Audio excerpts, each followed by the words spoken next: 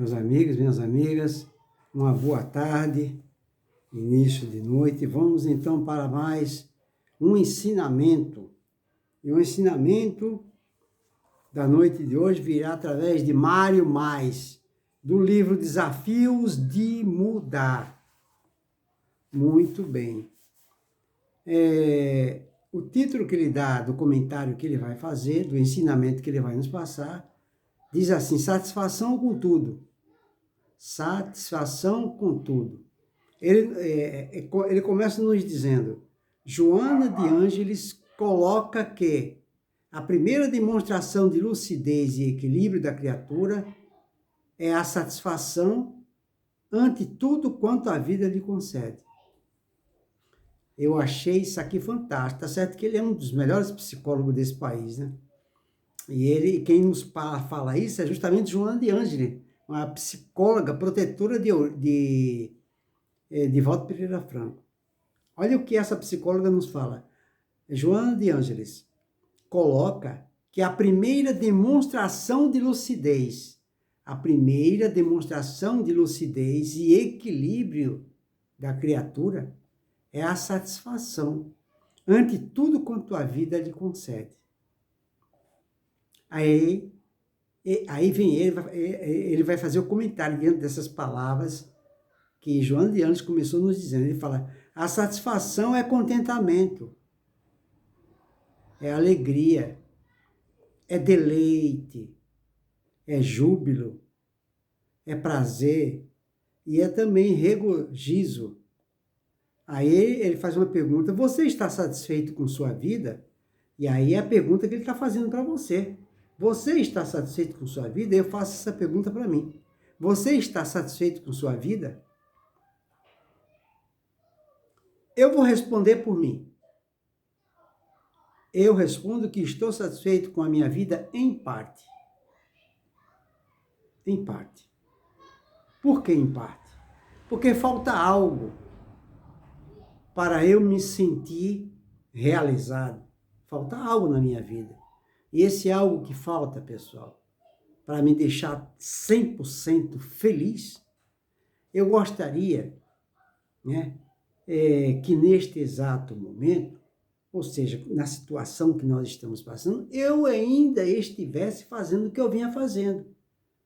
Visitando o pessoal de hospital, de favela, asilo, como eu vinha fazendo, como eu fiz a minha vida inteira.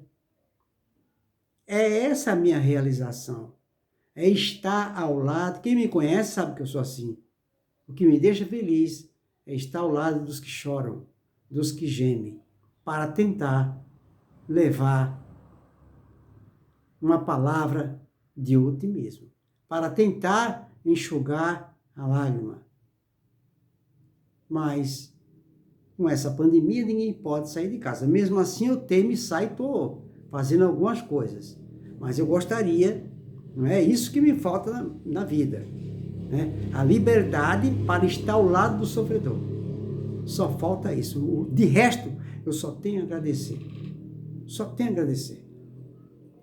Então ele fala aqui, ó: você está satisfeito com sua vida? É uma pergunta, tem ponto de interrogação aqui. Ele continua: com qual frequência?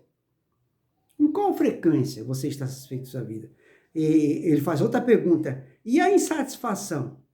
É algo constante em sua vida? Né? Aí ele continua: a satisfação depende do modo como interpretamos as coisas. Né? A terapia cognitiva considera que a interpretação que o indivíduo faz de um evento determina como ele se sente e se comporta. Tá vendo? Isso quer dizer que não é uma situação necessariamente como um emprego estressante ou uma viagem chata que traz a insatisfação, mas como se enxerga isso. É claro que o emprego não desejado, que não traz realização, é maçante. Mas o que o empregado pensa dele pode torná-lo mais horrível do que é.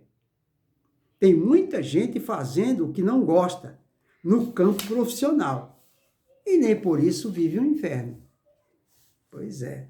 Isso quer dizer o quê? Eu entendi o que ele quis dizer. Ele quis dizer que, ou ele está nos dizendo que tudo na nossa vida vai depender exatamente da maneira como a gente encara as coisas. Né? É um estado de espírito. Né? É um estado de espírito. Tem pessoas que vivem na favela passando necessidade junto com os outros e é feliz. Nada abala a pessoa. Tá vendo? Falta tudo para ela, mas ela continua feliz. E aí? Aí ele fala, provavelmente você conheça alguém que reclame de tudo. Nada satisfaz. É alguém insaciável que precisa ser agradado o tempo todo. Será que o mundo é tão ruim assim, de modo que não exista nada aos olhos dessa pessoa que seja interessante, bonito, prazeroso? Ou será que ela perdeu a capacidade de apreciar as coisas? O que ela carrega em seu mundo interior, que tende a ver tudo pela lente embaçada e escura, meu Deus? Essa pessoa perdeu a objetividade de distinguir o que é real e o que é irreal, porque ela vê o mundo conforme os seus tormentos internos. É preciso considerar essa distorção na avaliação dos acontecimentos da vida, não como um defeito permanente da personalidade, não inerente à sua essência, uma vez que é fruto da imaturidade e das experiências desastrosas que deixam marcas em forma de intolerância, irritabilidade, desilusão, apatia, um estado em que as coisas ficam desinteressantes. Os pensamentos e as emoções estão desorientados. No processo evolutivo é inevitável passar por essas situações. Fazem parte do aprendizado e do desenvolvimento pessoal. Fomos criados simples e ignorantes, sem experiência e sem conhecimento. Portanto, erros, insucessos, sofrimentos e acertos, sucesso e alegria são naturais. Faz parte de todo aquele que está no campo do aprendizado. Os erros ajudam no desenvolvimento individual, porque para corrigi-los é preciso mobilizar os recursos psíquicos, como a inteligência, a criatividade, o raciocínio, de modo a aprimorá-los. Quanto mais aperfeiçoada, mais ampla fica a nossa percepção da realidade. No estágio evolutivo em que nos encontramos, não somos mais guiados pelos instintos. Já desenvolvemos valores que ultrapassam o egocentrismo, como a amizade, a responsabilidade, a generosidade, a justiça e a felicidade. A vida não se resume em atender somente aos caprichos pessoais, que não saciam e nem eliminam os tormentos não enfrentados. Com isso, as coisas vão ganhando significado. As experiências passam a ter outro valor. O limite, a dor, a falta, a restrição não são vistos mais como forma de punição, azar, antivida, maldição, mas como instrumentos de aperfeiçoamento do espírito. Do mesmo modo, a beleza, a riqueza, a força física, a saúde são oportunidades da vida para aprimoramento pessoal.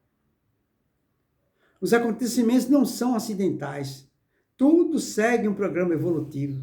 A criatura obtusa vê falha em tudo, nada tem valor, não confia em quase ninguém. Tudo conspira contra ela, acha que o pior vai acontecer.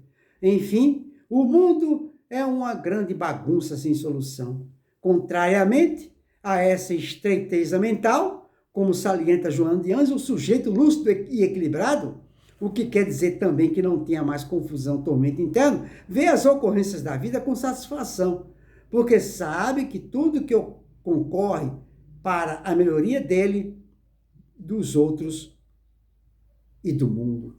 Fica aí para a nossa reflexão, não é? Um ensinamento e uma sugestão que Mário Mais nos passa, para que todos nós possamos ter o discernimento necessário para entender que tudo que acontece conosco, não só coisas boas, como as coisas menos boas, conspiram a nosso favor.